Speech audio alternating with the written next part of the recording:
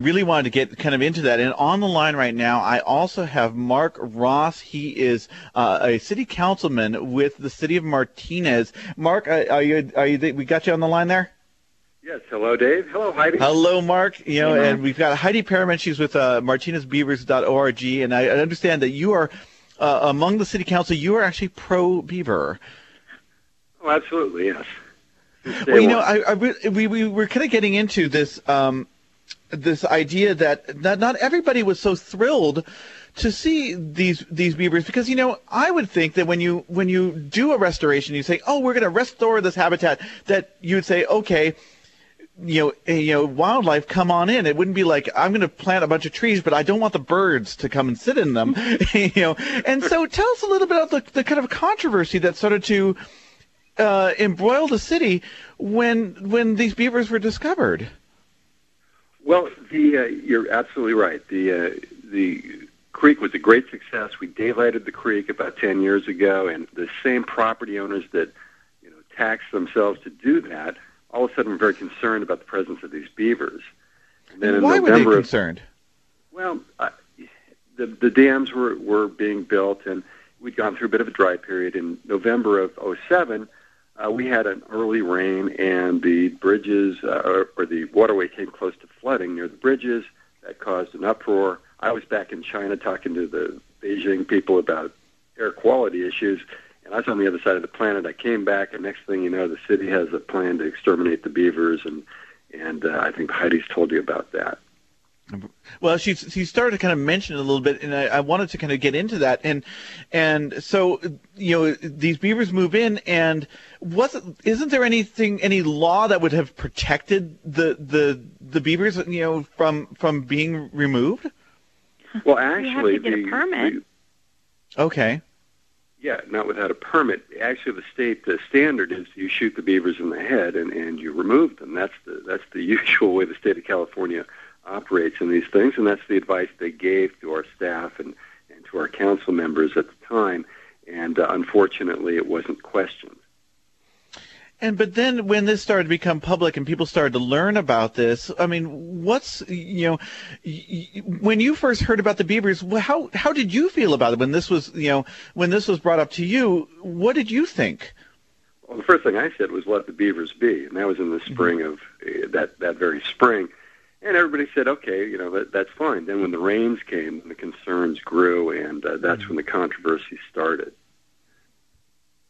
And then, of course, there was a lot of different opinions about this. And Heidi, you can really kind of speak to this yourself, that the city hired a bunch of different sorts of so-called experts, and you guys also brought in an expert of your own to kind of talk about why the beavers were so important. Tell us about the efforts you went to save these animals that had it wasn't like you had a vested interest in them. So why did you guys go to so much effort to save them? Tell us about the expert and what you guys had to do.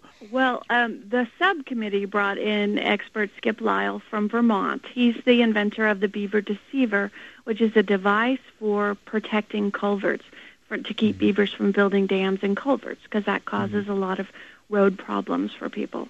So we brought the subcommittee, the city of Martinez actually paid to bring in Skip. And independently from that, I had constant conversations with beaver experts around the country to kind of figure out what are the tools to safely manage beavers in a habitat like this. Okay. And there are lots of tools. It's very important to realize that there are options. And that was basically what Martinez said to the city at the big November meeting was, we want you to consider the options. So we want you to appoint a subcommittee to really look at this.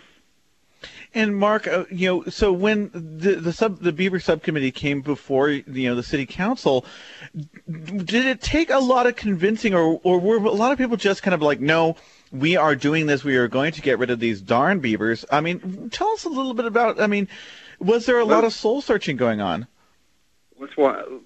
I can walk you through the process. At first, yes. there was the staff report. The Department of Fish and Game says kill the beavers. That's the only thing we do. We make no exception. We lobbied the state very hard. We said, can we relocate them? They said, sure, but this is going to be a one-time permit.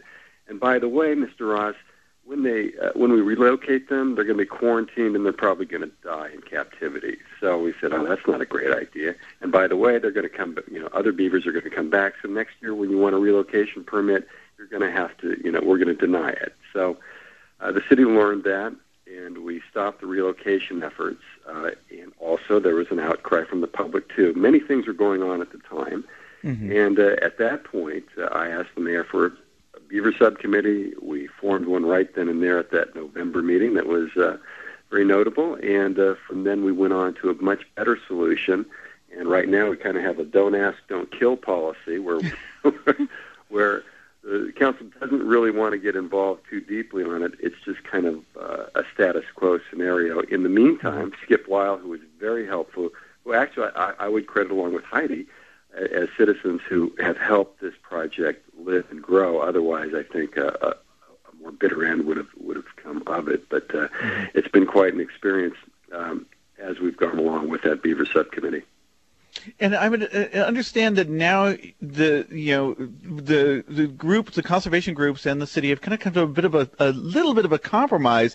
And Heidi, you were kind of mentioning this a little bit earlier, the beaver deceiver, which kind of helps to, I understand, to minimize the chance of flooding along the creek. Right. So the beavers are triggered to work on the dam by the sound of running water.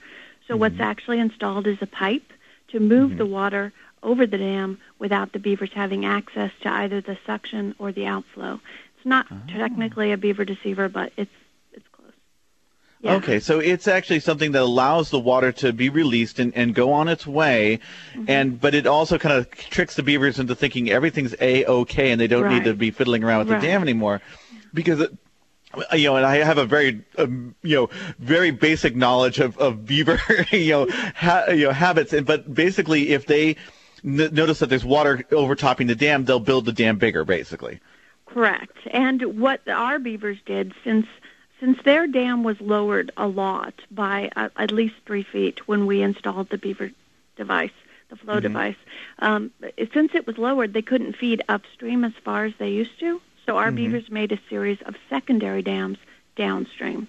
And that's kind of, it's not a start-over, do-over dam. It's just a terrace downstream that kind of gives them a big front yard to feed in.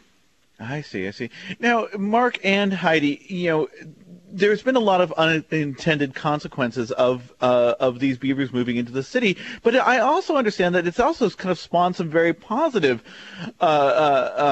results as well. And I wanted to have both of you mention a little bit about the Beaver Festival, because we'd mentioned it a little bit earlier in the hour, and that's been something that is actually it's one of the big things that has made the Martinez kind of stand out on the map, because honestly I didn't really ever think much of the city of Martinez until I heard about the beavers, and now every time I think of Martinez I go, wow, that's the beaver city. So I mean, tell us, Mark, why don't you start from the city's point of view how this has become a positive?